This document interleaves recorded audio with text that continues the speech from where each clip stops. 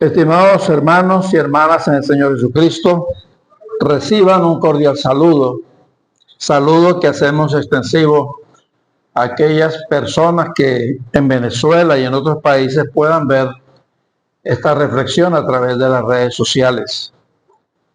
Gracias a Dios, hoy, después de ese terremoto, esos dos terremotos tan tremendos, podemos decir: Dios es misericordioso.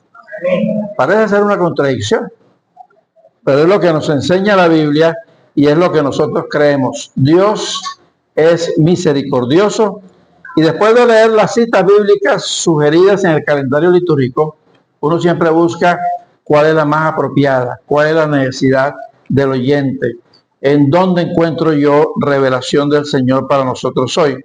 Y escogí el Salmo 145, 8 al 21, que ya fue leído. Hemos vivido momentos difíciles.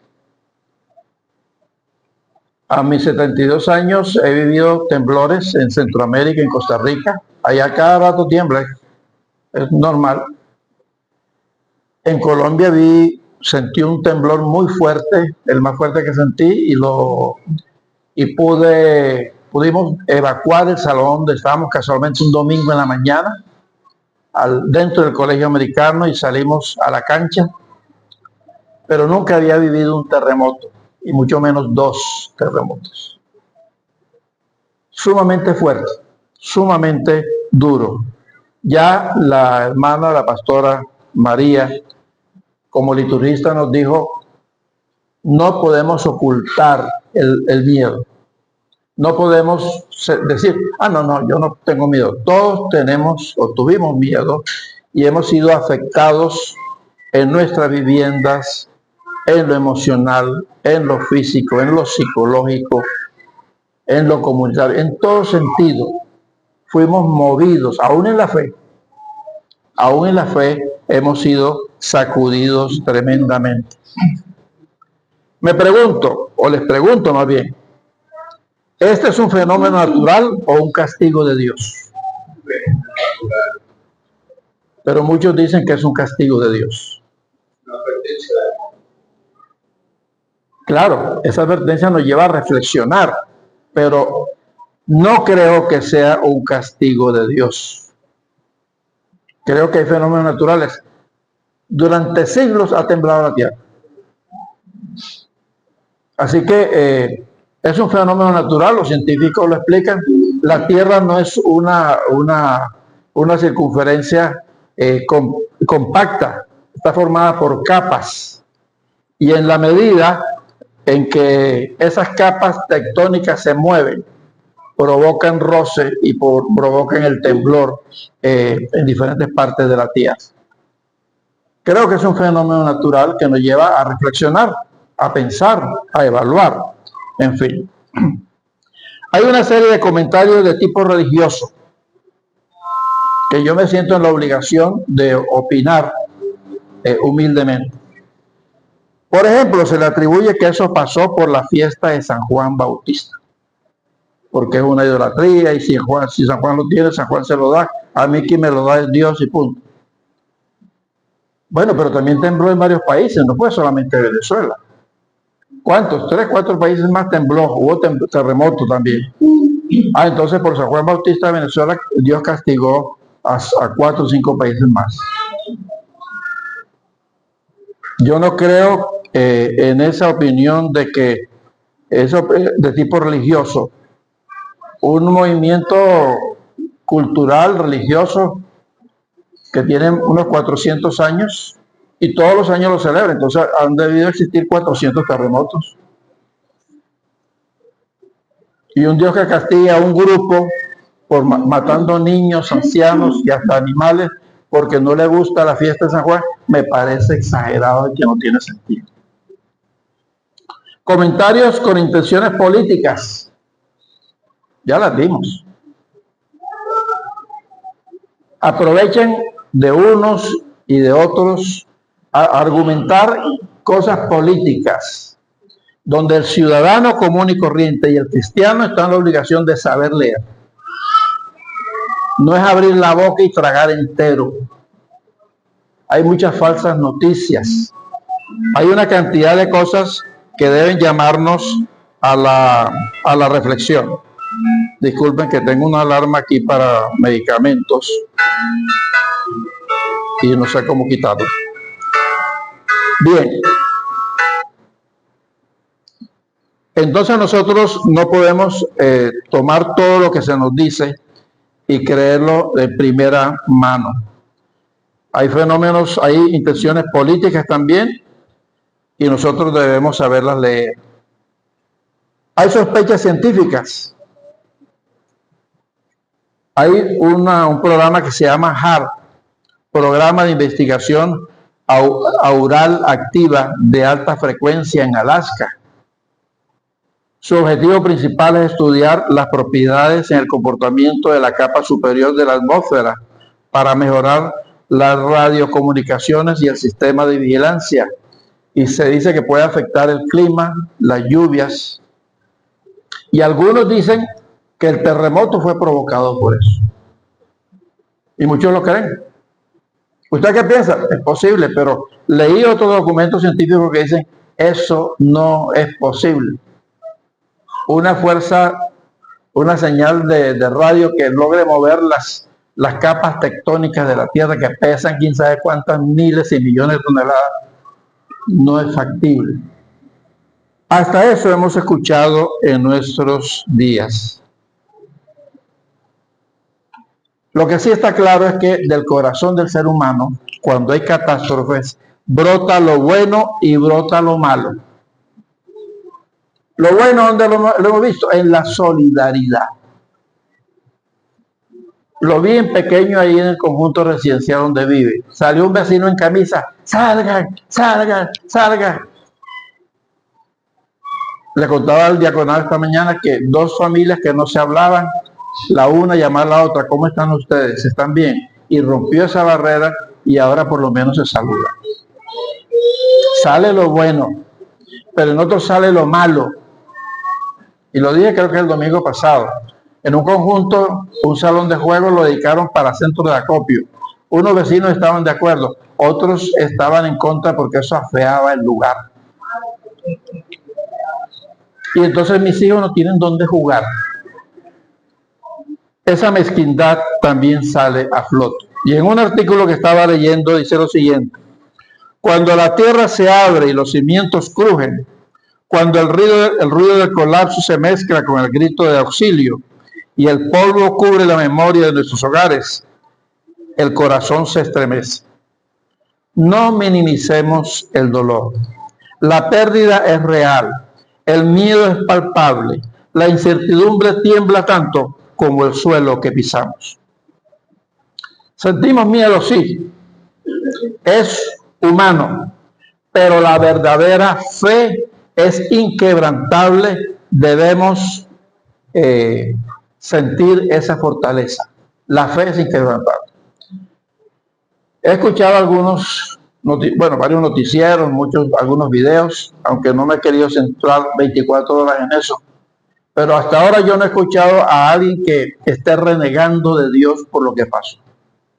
La mayoría de las expresiones son ratificando la fe en Dios. No sé si ustedes la han escuchado, pero la gran mayoría, por lo menos todos los que yo he escuchado, están siempre hablando de la esperanza, la confianza en Dios. Y eso es importante. Pero en medio de este valle de sombras y de muerte, la palabra en el Salmo 145 nos anima a levantar la mirada con la frente en alto para seguir adelante. Este pasaje nos enseña que la grandeza divina de su provisión es constante, su justicia equitativa, su cercanía hasta todos los que le buscan con sinceridad. Este salmo resalta el carácter compasivo de Dios, el carácter soberano de Dios y la respuesta del ser humano. Aquí podemos empezar a ver quién es el Dios en que creemos y quiénes somos nosotros como creyentes. Veamos los atributos de Dios. Dios es misericordioso, dice el Salmo. Dios es clemente, paciente, bueno y compasivo. Ese es el Dios en que nosotros creemos. Yo no entiendo cómo un cristiano puede decir, es que ese fue un castigo de Dios. Hay gente que lo cree y lo predica. Yo he escuchado predicaciones por ahí diciendo que bien merecido, porque el Salmo dice, Dios es misericordioso, clemente, paciente, bueno, compasivo.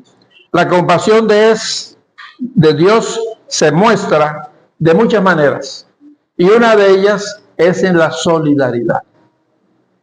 Somos la extensión de ese amor de Dios. La compasión de Dios se muestra en la solidaridad, no en aquellos que se aíslan y dicen, eso no es mi problema, a mí no me importa. Es un Dios que provee y es un Dios que cuida, dice el Salmo. Provee. Bueno, ya avisaron, miren, no traigan más ropa que no hay dónde meter. Dios provee de muchas maneras y cuida. Levanta a los caídos, dice el versículo 14. Levanta al caído. Dios no dice en ninguna parte de la Biblia que nunca tendrás problemas y no tendrás dificultades y nunca vas a pasar una catástrofe. Eso no es lo que dice la Biblia. Lo que la Biblia dice es que el Señor va a estar con nosotros y nos va a levantar de cualquier hueco, de cualquier tumba, de cualquier situación en que nos encontremos. Y esa es la historia de la humanidad, y es la historia de Venezuela. ¿Cuántas veces ha caído Venezuela y cuántas veces se ha levantado? El mismo libertador Bolívar lo dijo. Si la naturaleza se nos opone, ¿qué dice?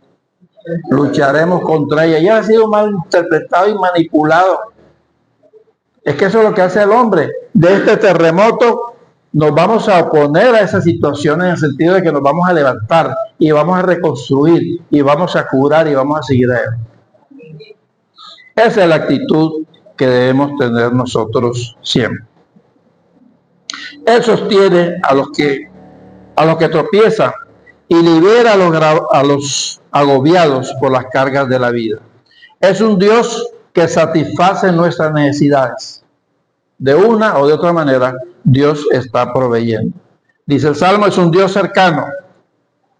¿Ven ustedes en este Salmo un Dios castigador? El Dios ogro. A veces lo piensan, Dios es un ser que anda con un látigo buscando que te equivoques para darte por la cabeza. Es un Dios de amor. Ahora, ¿cuál es la respuesta del creyente? Dice el versículo 17 y 18, acérquense con sinceridad. ¿A quién? A Dios. Yo no puedo acercarme a Dios si no me acerco a mi prójimo.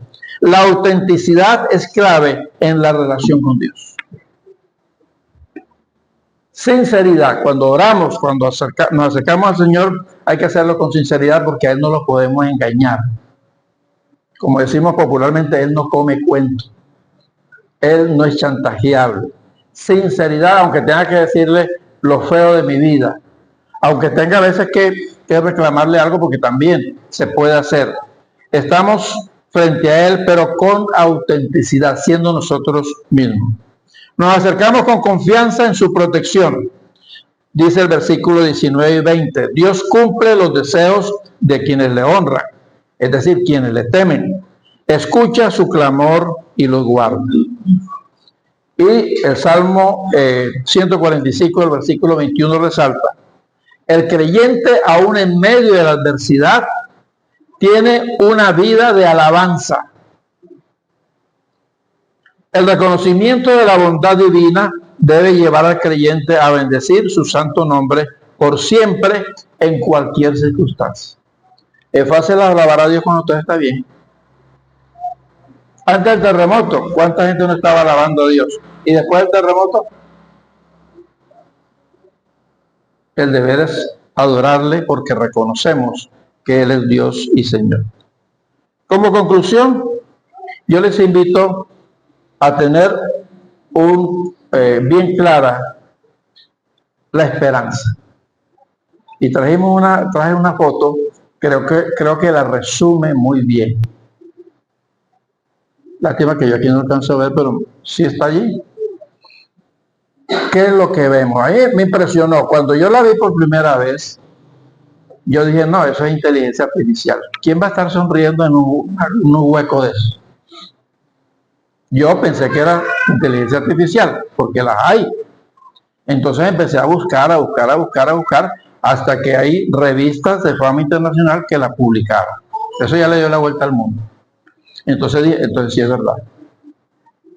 Es una niña, creo que de 16 años, muy tierna, muy sencilla. Ya la escuché en una entrevista también. Y dice que ella ahí en el fondo no perdió la fe, no perdió la esperanza. Y decidió, en vez de llorar y maldecir y quejarse, sonreír. Y ahí está. Fue su decisión. Tú decides en tu vida también, en medio del dolor, cuál va a ser tu actitud como ser humano y como cristiano, como creyente. No perdamos la fe, no perdamos la esperanza. Podemos quitar la imagen para que no se me distraigan allí. En resumen, Dios es misericordioso. El miedo es real, pero podemos controlarlo o dominarlo. Últimamente yo he venido sufriendo insomnio antes del terremoto. Un insomnio que si me acuesto a las 10 me levanto a la 1 o a las 3 y después, bueno, trabajo un rato y reviso materiales, mensajes, después me vuelvo a dormir otro rato. Pero curiosamente el día del terremoto esa noche yo dormí como un bebé en brazos de su mamá. No sé el terremoto que me movió, pero algo pasó allí, físicamente, emocionalmente. Yo creo que no fue por capacidad propia, porque yo soy el bravo del paseo, no. Por la gracia de Dios en primer lugar, y porque a mi lado hay una esposa que es vigilante, muy sensible, y yo sé que si hay un terremoto me va a llamar, no me va a dejar ahí dormido. ¿Verdad? Entonces yo dije, me pongo en las manos de Dios y confío en mi esposa y chao. Mañana será otro día. Hay que hacerlo. Y vaya que hemos corrido junto con consistorio, diaconado y otras personas. Entonces, el miedo es real, pero yo soy que decido. La muchacha decidió qué cosa. Sonreír. Bueno, yo decidí dormir. Sí, las otras noches no han sido iguales, pero hemos decidido nosotros qué hacer. Nuestra respuesta ante Dios debe ser con sinceridad, confianza y alabanza. Dios escucha el clamor de Venezuela y, como dice el versículo 19, cumplirá el deseo de los que le temen, oirá el clamor y los salvará. Esta salvación no siempre llega como un milagro estropitoso, grande y mágico. A veces llega con la mano de un vecino, la palabra de aliento de un extraño y la paz inexorable en medio del caos. Seamos solidarios, seamos fuertes y valientes para seguir adelante. Vamos a orar. Señor, gracias por tu palabra, porque en medio de la crisis y el desastre, tú nos llevas a ser valientes y a sonreír, a ser solidarios, pero también a alabarte porque tú eres un Dios maravilloso, eres un Dios misericordioso. En ti confiamos, todo lo pedimos en Cristo Jesús. Amén.